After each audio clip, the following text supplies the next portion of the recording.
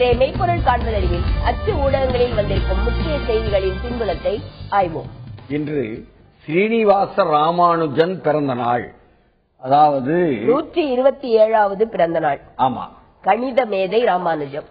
அதாவது தமிழ்நாட்டில் இருந்து ஒரு தமிழன், என்ன சென்னையில் படித்தவர். இவர் கணித மேதையாக உலகம் முழுக்க, கணிதம் என்பது அடிப்படையா இன்னைக்கு உலகம் பூரா எதுங்க உயர் தொழில்நுட்பம் தான் ஆட்சி செலுத்துதுன்னு சொல்லிடலாம்.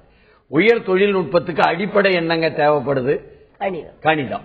சரி, அல்லது அடுத்து எடுத்துக்கிட்டா நியூக்ளியர் சயின்ஸ், அணுசக்தி தான் உலகத்தையே ஆளுகுது அல்லது மிரட்டுது சொல்லலாம். அதுக்கு அடிப்படை என்னங்க? பௌதிகத்துக்கு கணிதம், வேதியியலுக்கு.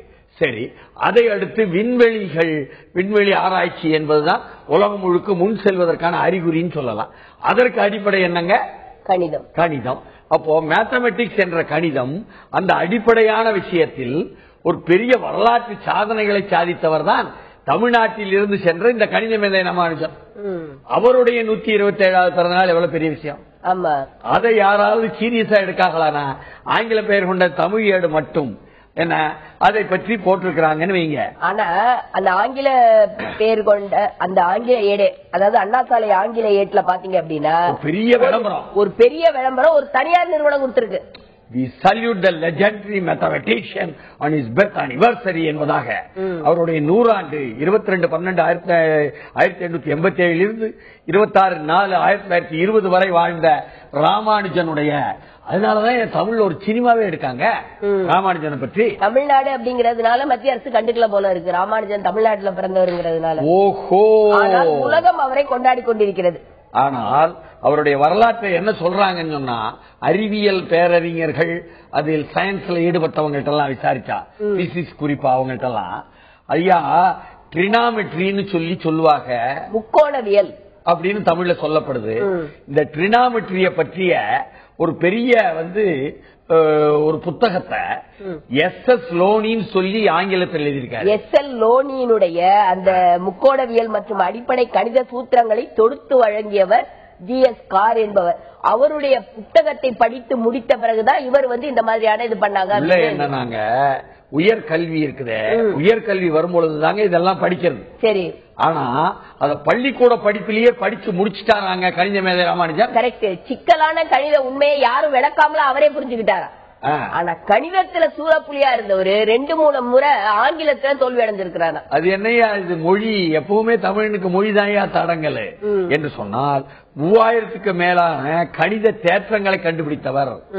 அது தியரி நீங்க அப்படின்னு சொல்லுவாங்கல்ல, மேத்தமெட்டிக்கல் தியரி. அந்த தியரி தேற்றம் எல்லாம் எழுதிட்டியா, தேற்றம் எல்லாம் பராம படிச்சுக்க, அதுதான் முக்கியம் அப்படின்னு பள்ளிக்கூடத்தில் சொல்லுவாங்க. மார்க் வரும். அதுல 3000 தேற்றங்களை கண்டுபிடித்தவர். 27 ஆய்வு கட்டுரைகளுக்கு மேல அவரே வெளியிட்டுள்ளார். ஆனா எல்லாத்தையும் விட முக்கியம், 1918ஆம் ஆண்டு அவர் இந்த BA மேத்தமெட்டிக்ஸ் உள்ளபடியே, அதாவது லண்டன் கேம்பிரிட்ஜ் யூனிவர்சிட்டியில பெற்று அப்போ fellow of Royal Society of London சொல்லி அதிலிருந்து அதை வாங்கியிருக்காருங்க. Fellow of Royal Society 1918. இந்த பிறவி மேதைக்கு 1918 ராயல் சொசைட்டியின் உறுப்பினர் என்ற கௌரவம் கிடைத்தது. அதோடு நல்ல சம்பளமும் மாணவர்களுக்கு வழிகாட்டும் வாய்ப்பும் கிடைத்தது அப்படின்னு சொல்றாங்க. இதுல என்ன முக்கியமான விஷயம் அப்படின்னா, இவர் 33 வயதிலேயே இறந்துட்டாரு.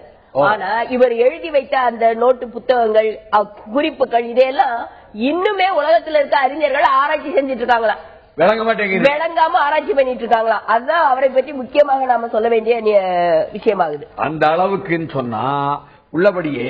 அதே போல இந்த நாள் இருக்க, இன்றைய நாளை நேற்றைய நாள் அப்படின்னு பார்த்தா நம்ம நாராயணசாமி நாயுடு அவர் மறைந்த நாளுங்க. விவசாய வாழ்வுரிமை போராளி. அதாவது மின்சாரத்தினுடைய விலைய 6 பைசா 12 பைசா கூட்டிட்டாங்க அப்படிங்கறதுக்காக மிகப்பெரிய ஒரு போராட்டத்தை எடுத்தவர்.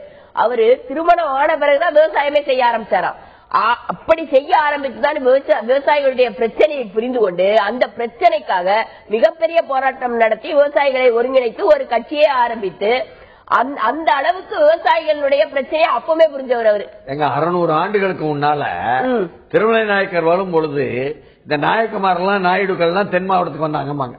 சரி, ஆனா விவசாயத்துல கிராமங்கள்ல போய் அவங்க விவசாயத்தை செஞ்சுக்கிட்டு முழுக்க முழுக்க மணல் வாரி பகுதி, புழுதி வாரி போடக்கூடிய பகுதியானாலும் சரி, மற்ற விவசாய பகுதியானாலும் சரி, எல்லாத்திலையும் விவசாயத்துல நடுத்தர விவசாயிகளாக, கீழ்நிலை நடுத்தர விவசாயிகளாக, பெரு விவசாயிகளாக, பணக்கார விவசாயிகளாக, பண்ணையாளர்களாக இருப்பவர்களாக நிறைய பேர் விவசாயத்தை மட்டுமே சார்ந்திருக்கிறவங்க. எல்லா படிநிலையிலேயும் இவங்க இருக்கிறாங்க அப்படிங்கிறீங்க, குறிப்பிட்ட ஜாதியை சேர்ந்தவங்க. அப்போ அவர்கள் இறங்கி விவசாயத்தை செய்யும் பொழுது நாயுடு மட்டும் இல்லாமல் அங்கு முக்குலத்தோரானாலும் சரி, தாழ்த்தப்பட்டோரானாலும் சரி, எல்லோருமே இந்த விவசாயத்தில் சிறு விவசாயிகளாக இருந்தா எல்லோருக்கும் சேர்த்து சிக்கல் வருதுங்க. இதுதான் பஞ்சாபில் இதே போல எல்லோரையும் கடனாளியாக்கி இந்திய அரசுடைய தவறான விவசாய கொள்கையினால் எல்லோரையும் திவாலாக்கும் பொழுது கடனாளி மட்டும் ஆக்கல, அங்க வீட்டுக்கு ஒரு ஆளுக்கு கேன்சர் இருக்கான், கேன்சர் ஆளாகவே மாத்திட்டாங்க, மாநிலமாக மாத்திட்டாங்க. அதனாலதான் அங்க பாரதிய கிசான் யூனியனுடைய போராட்டத்தை ஒட்டி மிக பிரம்மாண்டமான பிரிந்தன்வாலே என்ற ஒன்று தோன்றியது. அதன் மூலம் வன்முறையாளர்கள் என்று தாக்குதல்கள் நடந்ததுன்னு வைங்க. ஆனால் தமிழ்நாட்டை பொறுத்தவரை திவாலாக்கப்பட்ட விவசாயிகளுக்காக போராட கிளம்பியவர் நாராயணசாமி நாயுடு. இவர் அறவழியில் மக்களை திரட்டி, நீ மின் கட்டணத்தை உயர்த்தினா கட்டையில கை வைக்க முடியாது, 8 பைசால இருந்து 10 பைசா உயர்த்துறதுக்கே அவ்வளவு பெரிய போராட்டங்கள் அந்த காலத்துல நடந்திருக்கு. இப்ப மின் கட்டணத்தை எவ்வளவோ உயர்த்திட்டு 15 விழுக்காடு உயர்த்திட்டு போறாங்களே. யாரு பாக்கியம் உண்டு, 90 விழுக்காடு கொண்டு பாதிப்பு இல்லைன்னு சொல்லிடுவாங்க. காரணம் இவருடைய போராட்டத்தினால் 1982ஆம் ஆண்டு இலவச மின்சாரம் வழங்கப்பட்டது விவசாயிகளுக்கு. அதனால விவசாயிகள் இப்ப மின் கட்டணம் உயர்ந்தாலும் போராட்டத்திற்கு விவசாயத்தை விட்டு வெளியே வராம எலக்ட்ரிசிட்டி பில்ல கட்டுறதுக்கு கூட மின் வாரியத்துல நீ போய் கட்டிட்டு வா அடுத்த தோட்டத்துக்காரன சொல்லக்கூடிய அந்த தோட்டத்து விவசாயி பச்சை துண்டை எடுத்து தோல்ல போட்டுட்டு கிளம்பினாம் பாருங்க வெளியே. நாயுடு கூப்பிட்டுட்டாரு, ரேலிக்கு வா, வாக குளத்துல கொண்டாந்து நீ குழாய போடுதியா, எங்க தண்ணி அடிக்கியா, விவசாய போராடுதான், விவசாயி சுட்டு கொல்லப்படுதாங்க காவல்துறையாலனா, அதுல இறந்தவர்கள்ல முக்குலத்தோர் இருக்காங்க, தாழ்த்தப்பட்டோர் இருக்காங்க, நாயுடு சமூகம் இருக்காங்கன்ட்டு எல்லாரையும் ஒன்று சேர்த்தவரையா சாதியை மாற்றி சாதிகளை எல்லாம் கூட ஒன்று சேர்த்து போராடி கடந்து விவசாயிகள் என்ற ஒற்றுமையை கொண்டு வந்தவர் நாராயணசாமி நாயுடு. ஆனா இன்னைக்கு விவசாயிகள் கட்சியா பிரிஞ்சு நிக்கிறாங்க, ஒண்ணு சேர்றதுக்கு வழியே இல்லாம இருக்கிறாங்க. அவங்கவுங்க ஒவ்வொரு விவசாய அமைப்பு வச்சிருக்காங்க. அதனாலதான் இன்னைக்கு ஆங்கில பெயரோட தமிழ் இந்துல சி நாராயணசாமி நாயுடு விவசாய வாழ்வுரிமை போராளி, விவசாயிகளின் போராட்ட முறைகளை செழுமைப்படுத்தியவர்களில் முக்கியமானவர் என்பதாக ஒரு கட்டுரையை எழுதி போட்டு 1980 விவசாயிகளுக்கான மின்சார கட்டணம் முழுவதாக ரத்து செய்யப்பட்டு இலவசமாக்கப்பட்டதுன்னு அத்தனை விஷயங்களையும் போட்டிருக்காங்க ஒரு கட்டுரையா. என்று சொன்னா நாம் நினைத்து பார்க்க வேண்டியது 2 நாட்களாக உள்ள துக்கம் என்பது தமிழ்நாட்டில் ஊடகங்களுக்கு மத்தியில் ஊடகவியலாளராக ஒரு பாரம்பரியமாக ஒரு வரலாற்றை பதிவு செய்த விகடன் குழுமத்தின் 10 ஊடகங்கள் வருதுங்க. அச்சு ஊடகம் 10 ஊடகம் வருது. அத்தனையும் பரப்பி நிரப்பி ஒரு ஜனநாயக ரீதியாக கொண்டு சென்ற பாலசுப்ரமணியனுடைய மறைவும், அவர் தன் உடலை முழுக்க தானமாக மருத்துவக் கல்லூரிக்கு கொடுத்ததும், அது மட்டுமல்லாமல் அந்த கல்லூரியிலிருந்து கொண்டு வந்து இன்று காலை தான் போயஸ்கான்ல அவர் வீட்டில் காலையிலிருந்து மாலை வரை மக்களுடைய பார்வைக்கு வைப்பது என்பதும் உள்ளபடியே தமிழகத்தினுடைய இதழியல் வரலாற்றில் ஒரு திருப்பு முனை, ஒரு வரலாற்று பதிவு என்று நாம் சொல்லாமல் இருக்க முடியும். ஊடகத்தின் மூலமாக பல பதிவுகளை ஏற்படுத்தியவர் தன்னுடைய கண்ணையும் உடலையுமே தானம் செய்ததுனால இன்னொரு அழுத்தமான பதிவை ஏற்படுத்திட்டு சென்றிருக்காரு அவரு. அப்படின்னு சொன்னா இதே நாள்ல நம்ம கவனிக்க வேண்டியதே மத மாற்றத்தை தடை செய்வதற்கு ஒரு சட்டமானு சொல்லி, அது மட்டும் இல்லாம நீங்க கிறிஸ்துமஸை எப்படி கொண்டாட்டத்தை அடுக்க முடியுமா? 25ஆம் தேதி வாஜ்பாய் பிறந்தால் கொண்டாட்டம்னு மத்திய அரசு முடிவுன்னு கலைஞர் கேள்வி கேட்க, பெரிய அளவுக்கு வில்லங்கங்கள் எல்லா இடமும் நடக்குங்க. கான்ஃபிளிக்டிங் வெர்ஷன்ஸ் ஆஃப் வால்சாத் ஈவென்ட் என்று கன்வர்ஷன் கான்ட்ரோவர்சி தான் இன்னைக்கு இந்திய துணை கண்டம் எங்கும் ஊடகங்கள் பெருசா வருது. அதான் இவங்க சொல்ற இந்த கர்வாஸ்பி ஆன் ஹோல்ட் அப்படின்னு விஹெச்பி கேடர்ஸ் சொன்னாலும் கூட கர்வாஸ்பி கண்டினியூஸ் அப்படின்னு இன்னொரு பக்கம் வருது. அது என்ன கர்வாப்சி? அதுதான் தாய் மதத்திற்கு திரும்புவது. இந்தியாவை சேர்ந்தவர்கள் எல்லோருமே ஒரு காலகட்டத்தில் இந்துக்களா தான் இருந்தாங்க. அது 2 தலைமுறையோ 3 தலைமுறையோ 4 தலைமுறையோ 5 தலைமுறைக்கு முன்னாடியோ இந்துக்களா தான் இருந்தவங்க. அதனால் தாய் மதத்திற்கு திரும்பும் நிகழ்ச்சியை தான் வீடு திரும்புவது, அதான் கர்வாஸ்பி அப்படிங்கிற அந்த ப்ரோக்ராம் அவங்க பண்றாங்க. பாத்தீங்க அப்படின்னா நாங்க அது தற்காலிகமாக நெத்தி வச்சுக்கோன்னு ஒரு பக்கம் சொன்னாலும், நேற்று கேரளா ஆலப்பி டிஸ்ட்ரிக்ட்ல பாத்தீங்க அப்படின்னா ஒரு 30 பேரை மதமாற்றம் பண்ணிருக்காங்க. அதே போல குஜராத்தில் இருக்கின்ற ஆதிவாசி மக்களை மதமாற்றம் செஞ்சிருக்காங்க. குஜராத்ல இருக்கிற ஆதிவாசி மக்கள் என்னைக்கு இந்துக்களா இருந்தாங்க அப்படிங்கிறது ஒரு கேள்வியா இருக்கு. 225 கிறிஸ்துவர்கள் மீண்டும் இந்து மதத்திற்கு மாற்றம் அப்படிங்கிற இந்த தலைப்பே தவறியா 225 கிறிஸ்துவர்கள் இந்துக்களாக மதம் மாற்றம் அப்படின்னு போட்டாதான் அது சரியா இருக்கும். ஏன்னா அவங்களுக்கு மதமே கிடையாது. அவர்கள் இயற்கையை தெய்வமாக நினைத்து கும்பிட்டு கொண்டிருக்கிறார்கள். பழங்குடி மக்கள் ஆதிவாசிகளாக மலைகளிலும் மலை சார்ந்த பகுதிகளிலும் வனங்களிலும் வாழ்பவர்கள் இந்தியாவினுடைய பூர்வகுடி மக்கள் அவங்கதான். அவங்க எந்த மதமும் கிடையாது ஐயா. அவங்க அவங்களுடைய மூதாதையரை கும்பிட்டுக்கிட்டு போய்கிட்டே இருப்பாங்க ஐயா. அவங்கள போய் நீங்க கிறிஸ்துவ மதத்துக்கு கொண்டாந்தாலும் தப்புத்தே, இந்து மதம் கொண்டாடினாலும் தப்புத்தே, மதம் பிடிச்சு அலையாதீங்க ஐயா. நம்மளுக்கு ஞாபகம் வர்றது என்ன அப்படின்னா, இந்தியாவினுடைய பூர்வ குடிமக்களே ஆதிவாசிகள் தான். இந்த கைபர் போலன் கணவாய் வழியாக முதல்ல வந்தவங்க திராவிடர்களும் பிறகு வந்த ஆரியர்களும் அப்படிங்கிற அந்த தேதி தான் நம்மளுக்கு ஞாபகம் வருது. அப்ப இந்து மதத்தையே நீங்க வெளியே இருந்து உள்ள கொண்டு வந்த மதமாச்சேயா? அப்ப அந்த கேள்வியும் வருது இல்லையா?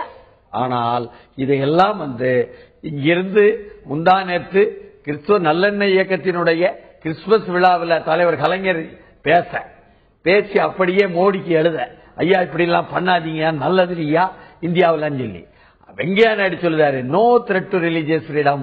இந்தியாவில் இந்த மதங்களுடைய சுதந்திரத்துக்கு, மத சுதந்திரத்துக்கு நீங்க யாரும் தனிநபர் மதமா மாறுவதற்கு எந்த தடங்களும் இல்லைங்கோ என்று சொன்னாலும் கூட, நீங்கள் சொன்னது போல கேரளாவில் அதை நாங்கள் நடத்தியே காட்டுவோம் என்று விஸ்வ இந்து பரிசு சொல்லும் பொழுது கொஞ்சம் விரிவாத்தான் பார்க்கணும் போல ஒரு சிறிய இடைவேளை.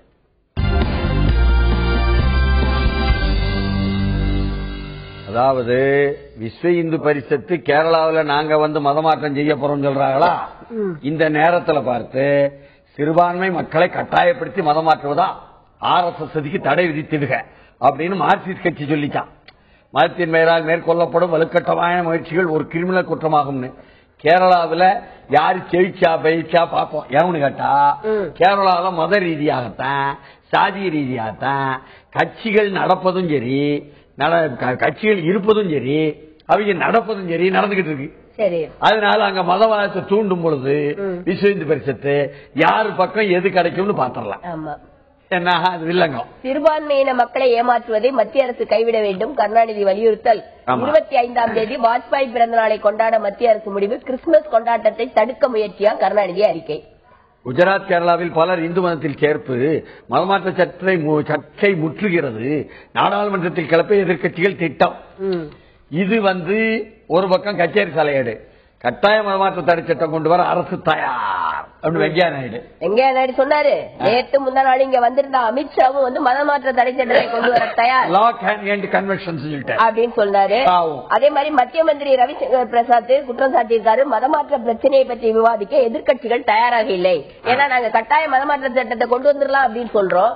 அப்படி கொண்டு வந்துட்டோம்னா பிரச்சனையே தீர்ந்துரும். ஆனா எதிர்கட்சிகள் தயாராக இல்லைன்னு குற்றம். இப்ப பாத்தீங்க அப்படின்னா மேல இருந்து கீழே வர இல்ல கீழே இருந்து மேல வரையா அப்படின்னு சொல்ல தெரியல. பாஜகவிலேயும் சரி, விஹெச்பியாக இருந்தாலும் சரி, அரசா இருந்தாலும் சரி, ஏன்னா இவங்க எல்லாருக்கும் ஒன்னோடு பின்னி பின்னி பேக்ரவுண்ட் இருக்கிறதுனால எல்லோருமே எல்லா இடத்திலும் பேசுகின்ற ஒரே விஷயம் கட்டாய மதமாற்ற தடை சட்டம். ஆனால் RSS தலைவர் பகவத் சொன்னதற்க நாங்க தாய் மதத்துக்கு மாற்ற வேலையை செய்யத்தான் செய்வோம் தொடர்ந்து என்பதாக அவர் சொல்லிக்கிட்டு இருக்காரு. அதே நேரத்தில் BJP has no role in conventions Venkaiah Naidu சொல்லியிருக்காரு. அவர் சொல்லியிருக்காரு, அதாவது பாஜக சம்மந்தம் இல்லைங்க, நாங்க எங்க ஆளுங்க எங்க கூட வேண்டியவங்க பின்னால் இருக்கிற சங் பரிவாரம் எல்லாம் போய் மதம் மாற்றிக்கிட்டு இருந்தாங்கன்னா எங்களுக்கு சம்மந்தம் இல்லைங்க. நாங்க செஞ்சோமா? அரசாங்கத்தை பொறுத்தவரை மதமாற்றம் கூடாது, மறுமத மாற்றமும் கூடாது, தாய் மதத்துக்கு திரும்புவதனாலும் சரி, எந்த மதத்துக்கு போனாலும் சரி கூடாது. இதுதான் சொல்லுதோம். இப்படியாக ரெட்டை நாக்குன்னு இதை சொல்லுவதா அல்லது ரொம்ப அழகா நாடகம் ஆடுதாக சொல்லுவதா? ஆனா இந்த விஸ்வ இந்து பரிஷத்தினுடைய தலைவர் இருக்காரு இல்லையா, அசோக் சிங்கால், அவர் சொல்றாரு இந்த மாதிரி 800 ஆண்டுகளுக்கு முன்னாடி டெல்லியில இருந்து அகற்றப்பட்ட இந்துக்களின் சாம்ராஜ்யத்தை மீண்டும் அமைப்பதற்காக 50 ஆண்டு காலமாக போராட்டம் நடத்தி இப்பதான் ஆட்சிக்கு வந்திருக்கோம். நாங்க ஆட்சிக்கு வந்தோடனே அதை மாற்ற தடை செய்வோம். யார் சொல்றா? விஹெச்பி தலைவர் ஆட்சிக்கு வந்திருக்கிறோம் என்று சொல்ல. இப்ப அவங்க விஹெச்பிக்கு RSSக்கும் எங்களுக்கு சம்பந்தம் இல்லைன்னு சொன்னாலும் கூட இவர் தெளிவாக எங்கள் 50 வருட போராட்டத்திற்கு இது வெற்றி, நாங்கள் ஆட்சிக்கு வந்திருக்கிறோம், அதனால நாங்க இந்து மதத்தை கொண்டு வரத்தான் செய்வோம் அப்படிங்கிறார். தொக்காடியா சொல்றாரு, we want an invincible Hindu society. சரி, அதாவது வெல்லப்பட முடியாத இந்து சமுதாயத்தை படைக்க அப்படின்னு சொல்லிட்டு அதுல யார் யார் வருவாங்க எந்தெந்த ஜாதின்னு ஒருத்தன் கேட்க போறேன்.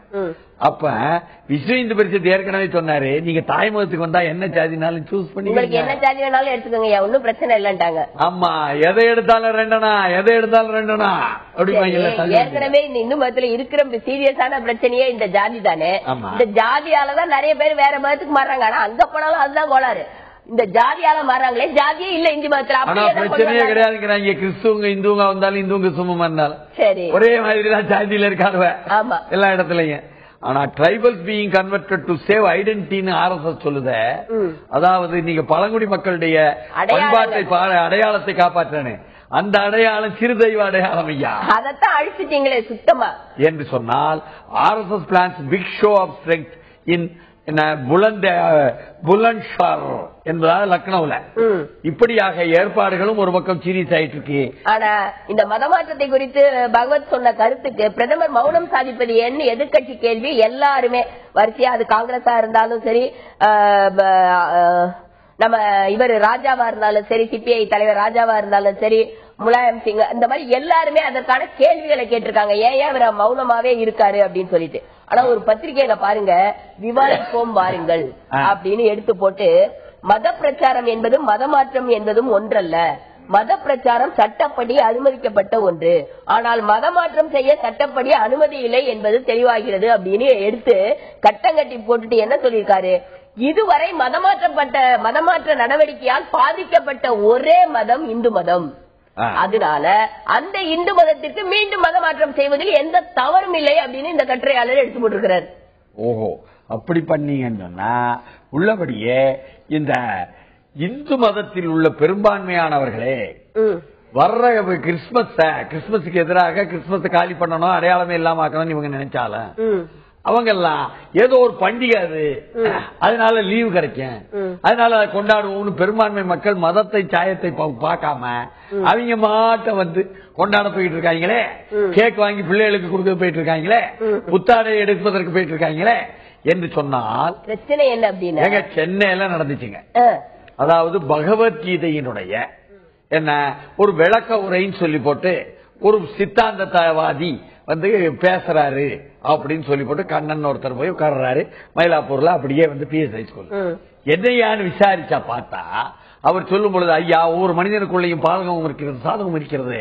நீங்கள் மகாபாரதத்தை எடுத்துக்கொள்ளுங்கள், சாதகம் எல்லாம் கிருஷ்ணன் வகைரா, பாதகம் எல்லாம் துரியோதன வகைரான்னு சொல்லிவிட்டு, துரியோதனன் நீ மாதிரி கெட்ட குணம், கர்ணன் இத்தப்படி புகழ் விரும்புறக்கணும், இப்படி கெட்ட குணம் எல்லாம் உனக்குள்ளே இருக்கு, உனக்குள்ள உள்ள துரியோதனத்தை நீ விரட்டு, இப்படி எல்லாம் வந்து பிலசாபிக்கலாம் என்று சொல்லிக்கிட்டு இருந்தாருன்னா நல்லா தானே இருக்கு அப்படின்னு கேட்டா, மார்க்சியம் சொல்ற டயலெக்டிக்ஸ் மாதிரி இருக்க என்று கேட்டா அவர் சொல்லுதாரு, நீங்க மறுபடியும் 4ஆம் தேதி வாங்க, ஏன் முடி கேட்டா ஞாயிற்றுக்கிழமை தான் கூடுவோம், அதுல பாருங்க நீங்க வந்து புத்தாண்டில் நாம் சந்திப்போம், நீங்கள் உங்களுக்கு புத்தாண்டு வாழ்த்துக்கள், நீங்கள் 1ஆம் தேதி புத்தாண்டை நன்றாக கொண்டாடுங்கள். அப்ப புத்தாண்டு அவர் ஏத்துக்கிறாரு. அதாவது கிறிஸ்துவ புத்தாண்டு என்று முத்திரை குத்த முடியாமல் நாட்டு மக்கள் ஏற்றுக்கொள்வதனால் இப்படி பிரச்சாரம் செய்பவர்களே என்ன அதை ஏற்றுக்கொள்கிறார்கள் என்றுதான் அர்த்தம். அதனால நீங்க பழசையெல்லாம் மாத்துறேன், மாறி வந்ததெல்லாம் மாத்துறேன்னு சொன்னாலும் முடியாது ஐயா. நீங்க டேட்டு போட்டாலும் கிறிஸ்துவுக்கு பின் இத்தனை ஆண்டு, இத்தனை மாதம், இத்தனை நாள் தானே போடுறீங்க, அதையே மாத்துங்க, அதையே வச்சிட்டு இருக்கீங்க அப்படிங்கிற ஒரு கேள்வி எழுது இல்ல. அது ஒரு பக்கம். அதையும் தாண்டி நீங்க நம்பர் முதற்கொண்டு அப்படியே அவன் லத்தீன்ல இருந்து கொண்டாந்து அவன் இங்கிலாந்துக்காரன் கொண்டாந்து அறிமுகப்படுத்திய நம்பரை தானே பயன்படுத்துறியோ, உங்க ரூபா நோட்டில் இருந்தது அன்றாட வாழ்க்கையில. அதுதானே கணித மேதை ராமானுஜத்தை நீங்க ஏற்கலனால் அவருடைய எண்ணம் ஏற்றுட்டாங்கன என்று சொன்னால், இப்படித்தான் கோட்சேவுக்கு சிலை வேண்டும் என்று காஞ்சி மீண்டும் கொலை செய்வதே CPM கடலூர் மாவட்ட மாநாட்டை துவக்கி வைத்து ஜீராமசன் பேச்சு. கோட்சேக்கு சிலை வைப்பது காந்தியை மீண்டும் கொலை செய்வது அப்படின்னு சொல்லிட்டார் அவர். ஆனால் உள்ளபடியே ஜனவரி 30ஆம் தேதி காந்தியினுடைய நினைவு நாள். அந்த நினைவு நாள்ல கோட்சேக்கு சிலை வைக்கணும்னு சொல்லுதாங்க. இப்படியாக இந்து மகாசபை சொல்லிச்சுன்னா உள்ளுக்கே டும்கு டிஷ்யூ கோட்சையை கொண்டாந்து இந்த நேரம் கொண்டாந்தீங்கன்னா பெரிய சிக்கலாயிருவியா, ஞாபகம் வச்சுக்கிடுங்க. இன்னும் ஒரு சில மாநிலங்கள்ல நாங்க தேர்தலில் நின்று ஜெயிக்க வேண்டியிருக்கு. அது மட்டும் இல்லீங்க, நாங்க வந்து ஏன் காந்தியை தூக்கி பிடிக்கோம்னா அவரும் குஜராத், நாங்களும் குஜராத், எங்க தலைவர் குஜராத், அதனால இப்படியாவதெல்லாம் வருது போல இருக்கு. பெருந்தலைவர் காமராஜ் சொன்னா மொரார்ஜி தேசாயை கொண்டாந்து பிரதமர் ஆக்கினா அவர் குஜராத்காரங்களா மேல கொண்டாரா இல்லையா? அப்படின்ட்டு. ஆக இப்ப இந்த வைப்ரண்ட் குஜராத்ல பிறந்த தலைவர்கள் தான் பாராட்டப்படுகிறார்கள். அவங்களுக்கு தான் செலங்குறீங்க. சர்தார் வல்லபாய் பட்டேலா இருந்தாலும் சரி, காந்தியா இருந்தாலும் சரி, குஜராத்ல பிறந்ததுனால அவங்களுக்கு பாராட்டு. அதெல்லாம் தெரியாதுங்க. தமிழ்நாட்டுக்கு முந்தா நேரத்து வந்து குஜராத்காரருங்க. சரி. அவர் இந்தியாவுடைய பாஜக தலைவருங்க. அமித்ஷா வந்தாருங்க. சரி. அவரு குஜராத். ஆனா அவர் வந்த உடனே என்னெல்லாம் இங்க நடந்துச்சு என்று சொல்லும் பொழுது பிஜேபி ஸ்டேட்ஸ் பெட்டர் ரூல்டு தேன் தமிழ்நாடு. ஐயா, பாஜக ஆளும் மாநிலங்கள் எல்லாம் தமிழ்நாட்டை விட மிக சிறப்பாக ஆளப்படுகிறதுன்னு சொல்லிவிட்டார். இது 100 தடவை எடுத்து சொல்லியாச்சு. ஐயா, பாஜக ஆள்ற மாநிலம் எல்லாம் பின்தங்கிய மாநிலமாக இருந்தது. அதுல வளர்ச்சின்னு வரும்போது அது எங்கேயோ முன்னாடி காட்டும். ஒரு 10% வளர்ச்சி இந்த மாநிலத்துல, 20% வளர்ச்சி வரும்போது பெரிய வளர்ச்சியா அது காட்டும். அதே 60% வளர்ச்சி இந்த மாநிலத்துல 20% வளர்ச்சி வந்தாலும் அது சின்ன வளர்ச்சியாதாயா காட்டும். இது கூட உனக்கு தெரியாதா அப்படின்னு கேட்க வேண்டியிருக்கு. ஐயா, எங்களுக்கு தெரியும். நாங்க வந்து சிலதை மறக்கடிச்சு சிலதை மட்டுமே சொல்லுவோம். நிறைய விஷயங்களை தான் மறக்கடிக்கிறாரு. அது மட்டுமா, ஒரு முழு பூசணிக்காவ சோத்துல மறைச்சிருக்காரு. ஏன்னா இவங்க மோடி அவர்கள் ஆட்சிக்கு வந்த பிறகு 10 தடவை டீசல் பெட்ரோல் விலையை குறைச்சிருக்காங்களா. ஏன் நீங்களா குறைச்சீங்க? உலக சந்தையில பெட்ரோல் டீசல் விலை குறைஞ்சதுனால வேற வழி இல்லாம என்ன விலை குறைஞ்சு போச்சு. வழி இல்லாம நீங்க குறைச்சீங்க. அது கூட இடையில நீங்க என்ன பண்ணீங்க? அதுக்கும் ஒரு வரி போட்டீங்க. ஐயா, நீங்க பெட்ரோல் டீசல் விலை கூட்டிய பொழுது அப்பொழுது நடந்த விலை உயர்வான ரயில் கட்டணம் உட்பட நீங்க குறைக்கலையேன்னு யாரும் கேட்க இல்ல. மறுபடியும் ரயில் கட்டணம் கூட்ட போறோம் அப்படின்னு சொல்றாங்க. அது மாதிரி ஆனாலும் கூட பாஜகவை வளர்ப்பதற்காக பாஜக plans hinges of new faces என்பதாக will bring in non-Dravidian icons, party in talks with celebrities என்பது ஒரு பக்கம். NDA will name chief minister nominee for polls என்பது இன்னொரு பக்கம். Amita breaches DMK fort, Napoleon joins BJP, hands were tied when I was a minister. Napoleon நேற்று பேட்டி விட்டுருக்கிறாரு. அதாவது BJP adds star power, gets new direction என்பதாக நெப்போலியனை கொண்டாந்து சொல்லுதாவ. Napoleon சொல்லுதாரு, பாஜகவில் வந்து நான் வந்து அழகிரியினுடைய ஒரு வாழ்த்துக்களை ஆசீர்வாதத்தை வாங்கிட்டு தான் வந்தேன். அழகிரிக்கு போன் பண்ணி சொன்னேன், பாஜக இணையில் எண்ணத்தை சொன்னேன், சந்தோஷமாக அவர் வாழ்க்கை அனுப்பினார்னு அவர் சொல்லியிருக்காருங்க. பாஜக சேர்வார அழகிரி நடிகர் நெப்போலியன் பதில் ஏன்னா அவர் மனநிலையும் அப்படிதான் இருக்கு. திமுகவுல இருக்கிற பல்வேறு பேருடைய மனநிலையும் அப்படிதான் இருக்கு. தலைவர் என்னவோ தலைவரா இல்லங்க, இப்ப கீழே இருக்கிறவங்க தான் எல்லாம் செய்யறாங்க, அதுதான் பிரச்சனைன்னு சொன்னாலுமே நம்ம சேமிய சாலை நாளேடு எடுத்து போட்டிருக்கு பாருங்க, god Karunas blessing before joining BJP Napoleon. கலைஞருடைய ஆசீர்வாதத்தையும் வாங்கி கொண்டுதான் வந்தேன். ஆமா. காரணம் என்னன்னா நெப்போலியன் சொல்லுவது hands were tied when I was minister. Kalaignar and a few senior leaders are following ideology. Others have become power hungry. அவங்க அந்த பதவி அதிகார வெறியில இருக்கிறாங்க. ஐயா, ஸ்டாலின் சட்டமன்றத்துல இருந்தாரு, நான் சட்டமன்றத்துக்கு போனேயா, வில்லிவாக்கம் சட்டமன்ற உறுப்பினர். சரி. அப்ப அவரோட நல்லுறவு தான் இருந்துச்சு. நான் நாடாளுமன்றத்துக்கு போனேயா, என்ன பெரம்பலூர்ல இருந்து செவுச்சி, அதுக்கு பிறகு வந்து அப்ப மதுரையில இருந்து அழகிரி வந்தாரியா, அதனால அவர் கூட நல்லா இருந்தேயா. உடனே என்ன அழகிரி கோஸ்திரி இவி சொல்லுதாரியா, அதனால ஓரம் கட்டினாங்க ஐயா, சன்னாயமே இல்லையா கட்சிக்குள்ள, அதனாலதான் வந்துட்டேன் என்பதாக அவர் சொல்ல. In fact, I spoke to Karunanidhi and got his blessing before joining BJP அப்படின்னு சொல்லிருக்காரு. இது உண்மையா அப்படிங்கிற மாதிரி ஒரு சந்தேகம் வருது நம்மளுக்கு. ஒண்ணும் கிடையாது.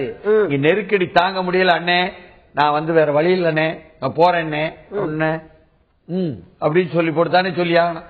இதே படிதானே குஷ்புன்னு சொன்னாவ, எல்லாருமே ஸ்டாலின காரணம் சொல்லிட்டு குஷ்புவும் போயிட்டாங்க. அதே மாதிரி ரித்திஷ் போயிட்டாரு, ரித்திஷ் அண்ணா போனாரு, குஷ்பு காங்கிரஸ் போனாங்க, நெப்போலியன் பாஜக போயிட்டாரு. ஒவ்வொருத்தரும் ஒவ்வொரு இடம் போயிட்டாங்க.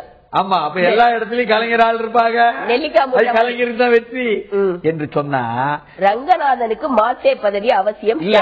அதை விட திமுக பக்கம் சாய்கிறாரா விஜயகாந்த்? அமித்ஷாவை சந்திக்காதனால் பாஜகவினர் அதிருப்தி. இப்ப அந்த கூட்டணியில் இருக்க மதிமுக கிளியரா வெளியே வந்துருச்சு. பாமக எங்க தலைமையில தான் தேர்தல் 2016 தேர்தல்னு சொல்லியிருக்கு. அதே மாதிரி தேமுதிகவும் எங்க தலைமையில தான் 2016 தேர்தல்னு சொல்லியிருக்கு. இப்ப பாமக வெளியே வந்துரும் அப்படிங்கிற மாதிரி பேசினாங்க. இப்ப தேமுதிக போகாததுனால இவங்களும் ஒரு முடிவெடுத்துட்டாங்க போல அப்படிங்கிற மாதிரி ஒரு எண்ணம் தோன்றுது. 60 லட்சம் உறுப்பினரை சேர்ப்போம் சொல்லக்கூடிய பாஜகவினுடைய அமித்ஷாவினுடைய வந்த மறைமலை நகர் கூட்டத்தில் மொழிபெயர்ப்பதற்கு இந்தியில் இருந்து தமிழுக்கு, ஆங்கிலத்திற்கும் தமிழுக்கும், தமிழில் இருந்து இந்திக்கு மொழிபெயர்க்க ஹச்ராஜா மட்டும்தான் இருக்காருனால அவர் பக்கத்துல உட்காந்துக்கிட்டாரு. அவருக்கு இப்படி ஒரு வாய்ப்பு, தமிழிசைக்கு எதிராக சுப்பிரமணிய சாமி ஆளா இருந்தாலும் ஆனாலும் கூட தமிழிசை தான் என் மாநில தலைவர், அவர் தான் சொல்லுதான் கேட்கணும். சுப்பிரமணிய சாமி சொன்னதெல்லாம் இல்லன்னா அமித்ஷா வந்து ஒரு குட்டு குட்டிட்டாரு. ஆமா, அத சொல்லிட்டாரு. ஆனா பொன்னார்ஜியை பாருங்க, நெளிஞ்சு ஓரத்துல நின்னாரு. பொன்னார்ஜிக்கு என்ன பண்றதுன்னே தெரியல. அமித்ஷா நிக்கிறார், நம்ம உட்காரலாமா நிக்கணுமா அப்படின்னு ஒரு பயங்கர தயக்கத்துல இருந்தாரு அந்த மேடையில. ஓரம் கட்டுப்பட்டு விட்டார் என்று அவர் உணர்ந்தார். என்ன வைங்களேன், அவர் கோஷ்டியை வச்சுக்கிட்டு என்னதான் பண்ணாலும் தமிழிசைக்கு இடைஞ்சல் கொடுத்தாலும் declare chief minister nominee before polls என்பதாகவும் ஏற்கனவே chief minister nominee Nirmala Sitharaman மாதிரி பேச்சு அடிபடுறதுனால சொல்லுவோம் நாங்க. ஆனாலும் அதிமுகவுடன் மறைமுக ஒப்பந்தம் இல்லை பாஜக தலைமைக்கு அமித்ஷா சொல்றாராம். சரி, என்ன விஷயம்னு சொன்னா, உள்ளபடியே நாங்க வந்து அங்க மாநிலங்களவையில இருக்கக்கூடிய நிர்பந்தத்துக்காக மோடி போவது வேற, இங்க நாங்க கட்சியை வலுப்படுத்துறதுக்கு இங்க தூண்டி விடுவது வேற என்பதா சொல்லுதாரா என்பதனால ஒரு சிறிய இடைவெளி.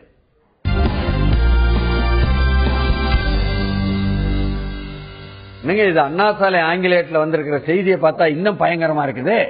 Major shift in foreign policy, அதாவது வெளிநாட்டு கொள்கையில் ஒரு மாபெரும் மாற்றம். 65 ஆண்டு இந்திய வரலாற்றின் மாற்றமா? 180 டிகிரியா? ஐயோ, India may end support Palestine at UN.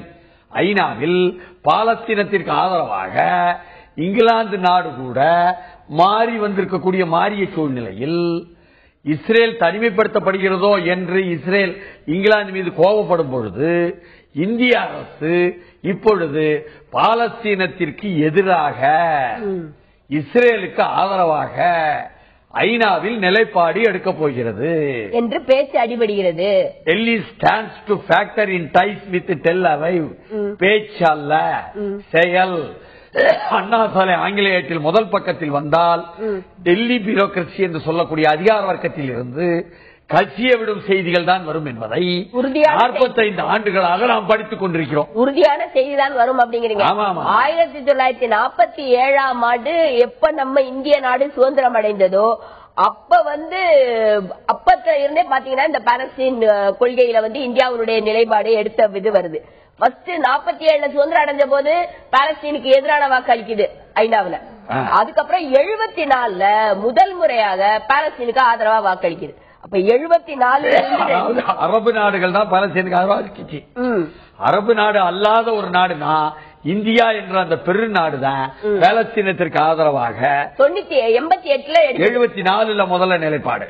அப்புறம் நீங்க சொல்ற 88 அது அங்கீகரிங்கயா, பாலஸ்தீன அரசாங்கத்தையே ஒரு அங்கீகரிங்கயா, ஒரு அரசு அங்கீகரிச்சு 96ஆம் ஆண்டு அந்த காசால ஒரு ரெப்ரசன்டேட்டிவ் ஆபீஸ இந்தியா ஓபன் பண்ணுது.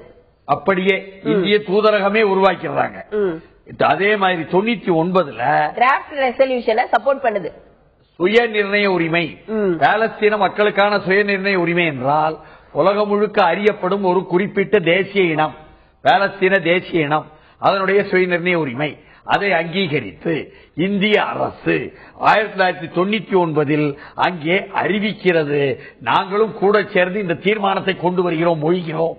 வழி மொழிதல் நம்ம ஊர் கூட்டத்துல அந்த மாதிரி வழி மொழியுது. 2003ஆம் ஆண்டு இஸ்ரேல் வந்து அந்த இது கட்டுறாங்க பாருங்க, சுவர், தடுப்பு சுவர், பாலஸ்தீனுக்கும் இஸ்ரேலுக்கும் இடையே தடுப்பு சுவர் கட்டினதை கண்டிச்சிருக்கு. தடுப்பு சுவரை தானே நீங்க பாத்தி, அதுல உள்ள வில்லங்க என்ன? ஆமா, அது ஏற்கனவே நம்ம பலமுறை சொல்லியிருக்கோம். பாலஸ்தீன்ல இருக்கிற மக்களுக்கு அங்க எந்த விதமான வேலை வாய்ப்பு இல்ல, இஸ்ரேலுக்கு தான் அவங்க வேலைக்கு வரணும் அப்படிங்கும் பொழுது ஒவ்வொரு முறையும் ஒவ்வொரு நாளும் காலையில கிட்டத்தட்ட 15-20 கிலோமீட்டர் அந்த தடுப்பு சுவரை சுற்றி எங்கே அவங்க பூத் வச்சிருக்காங்களோ அங்க வந்து தன்னுடைய ஐடென்டி கார்டை காட்டி பெர்மிஷன் வாங்கி அதுக்கப்புறமா இஸ்ரேல்ல போய் வேலை செஞ்சுட்டு சம்பளத்தை வாங்கி சாயங்காலம் மறுபடியும் அதே மாதிரி அந்த பூத்துல ஐடி கார்டை காட்டி நாங்க போறோம்னு சொல்லி மறுபடியும் அதே 16-20 கிலோமீட்டர் சுத்தி அவங்க வீட்டுக்கு போகணும். அப்படிப்பட்ட ஒரு நிலையை இஸ்ரேல் அரசு கூலி வேலைக்கு போகக்கூடிய பாலஸ்தீன மக்கள், ஆமா லட்சக்கணக்கான மக்கள்.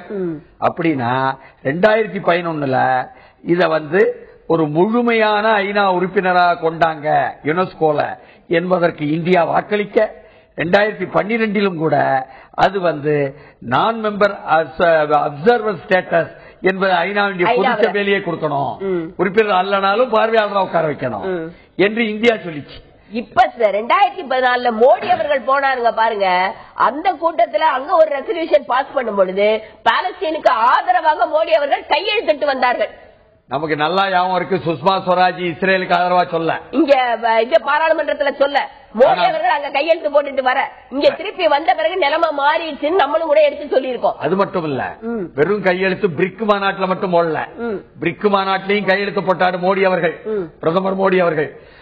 அதற்கு பிறகு ஐநா மனித உரிமை கவுன்சில் ஒரு போர் குற்றவாளி ராஜபக்சேக்கு எதிராக ஆய்வு செய்யற மாதிரி ஒரு ஆய்வுக்குழுவை போட, அந்த ஆய்வுக்குழுவுக்கு அமெரிக்கா எதிர்ப்பு கொடுக்க இந்திய அரசுடைய பிரதிநிதியை மோடி சொல்லிட்டாரு ஆதரவு கொடு என்று.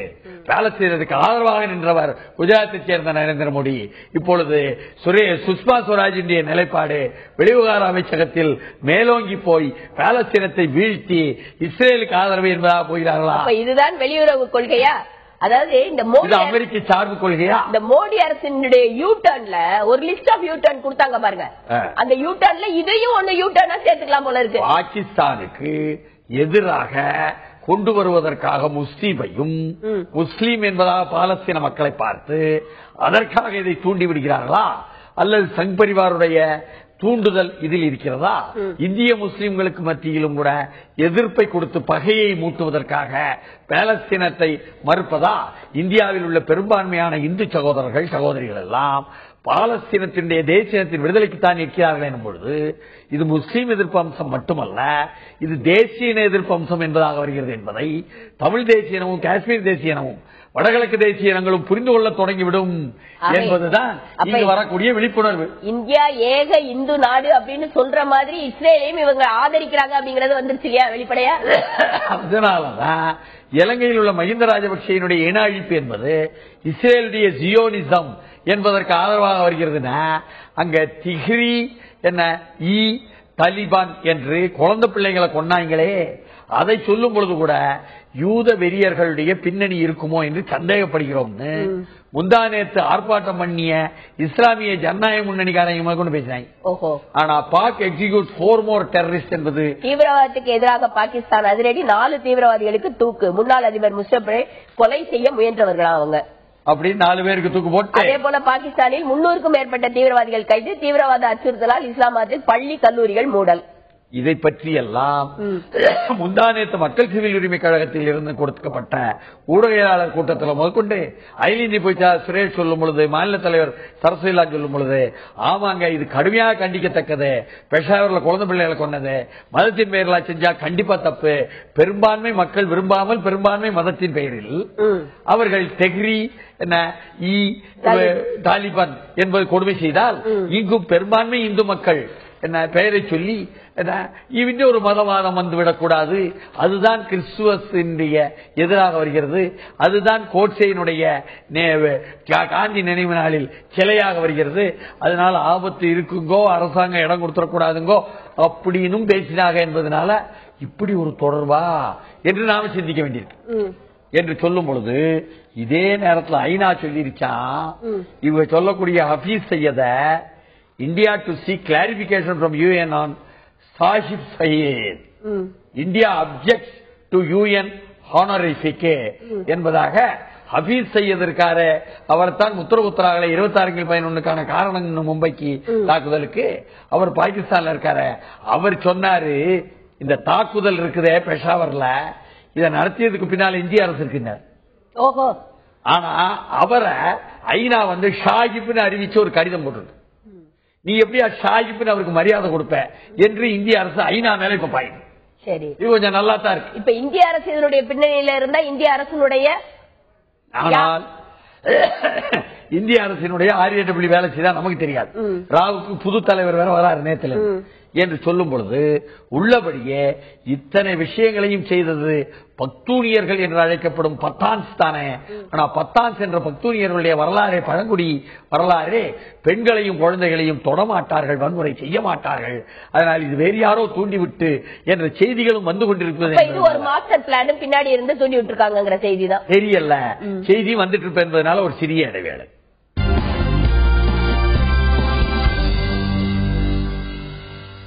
இதன்றங்க இது ஒபாமா ஜனவரி 26 இந்தியாவுக்கு வருவதனால நல்லதும் நடக்கும் போல் இருக்க, கெட்டது நடந்துச்சு பாலஸ்தீனத்துக்குன்னு சொன்னா Amnesty to highlight Bhopal gas victims flight to Obama.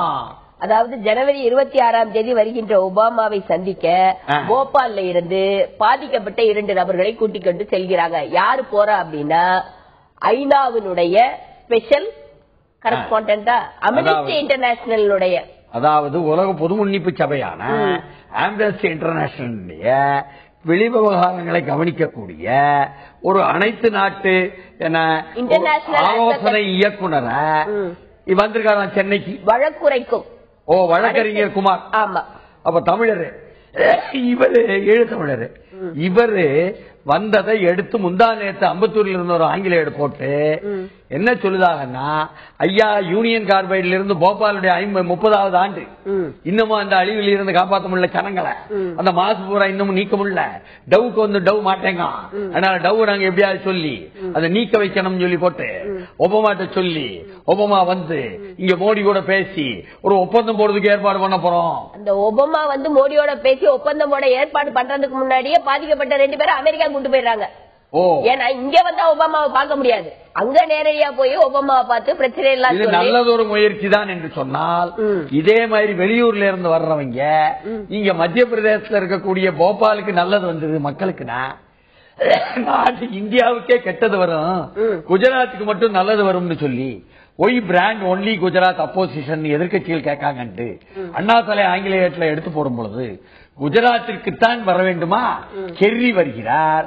என்ன அந்த அமெரிக்கா வர்றது மட்டும் இல்ல, அங்க 2 மாநாடு மத்திய அரசும் அந்த மாநில அரசும் இணைந்து 2 மாநாடு பேக் டு பேக் நடத்துறாங்க. அமெரிக்காவினுடைய அந்த ஜான் கெர்ரி வரும் பொழுது வெளிவிவகாரத்துறை அமைச்சர் அவர் 90 பேரை கூட்டிட்டு வர்றாரு. அப்போ பிரம்மாண்டமா நடத்தக்கூடிய இந்த மாநாட்டுகளை ஏன் குஜராத்தில் ஏற்பாடு செய்கிறீர்கள்? 90 பேரை மட்டும் கூட்டு வரல, யுஎன் செக்ரட்டரி பான் கி மூன் வராரு, மைக்ரோசாப்ட் சிஇஓ பில் கேட்ஸ் வராரு, touch prime minister Mark Rutte, இவங்க எல்லாரும் குஜராத்துக்கு வர்றாங்க. எல்லாரும் குஜராத் தான் வருவாங்க, இந்தியாவுக்கு வரமாட்டாங்க. India ignored as Gujarat set to host global leaders CEOs என்பதாக எடுத்து அண்ணாமலை ஆங்கிலேயத்துல கிளிகளின்னு கிழிச்சு போட்டாங்க பொழுது உள்ளபடியே இதே போலத்தான் இலங்கை பிரச்சனையிலும் கூட அமெரிக்காவினுடைய அணுகுமுறை என்பது அங்கே எதிர்த்து நிற்கக்கூடிய மைத்ரிபால ஸ்ரீசேனா என்பவருக்கு ஆதரவாக இருக்கும் நிலையில் மைத்ரிபால ஸ்ரீசேனாவும் நான் சீனாவுக்கு இந்தியாவுக்கு சமமாக இருப்பேன் ஆட்சிக்கு வந்தால் என்று சொன்னாலும் சீனாவுக்கு எதிராக இந்தியா அமெரிக்காவுக்கு ஆதரவாகத்தான் இருப்பார் என்று அவருடைய அணியெல்லாம் சொல்லப்படுகிறது என்று வரும்பொழுது நாங்கள் ரகசியமாக அவங்க மைந்தாக்க வந்து கத்துறாரு, தமிழ் தேசிய கூட்டமைப்பு என்பதுதான் இங்க ஆபத்து, உலக ரீதியில் நாடு கடந்த தமிழில் அரசாங்கம் சிங்கப்பூர்ல தனியா பேசிட்டாவோ மைத்திரிபாலாட்ட என்பதாக ஒரு குண்டை தூக்கி போட்டு அவரு 2 பேரும் தான் எதிரின்னு சொல்ற அளவுக்கு அங்க நிலைமை போய்கிட்டு இருக்கு. அதனால அவர் புதிய முறையில போர்க்குற்ற விசாரணை உடைப்பதற்கு இங்க ஆளெல்லாம் அனுப்பி குழப்பம் பண்றாரு மஹிந்தா என்பது வேறு கதை.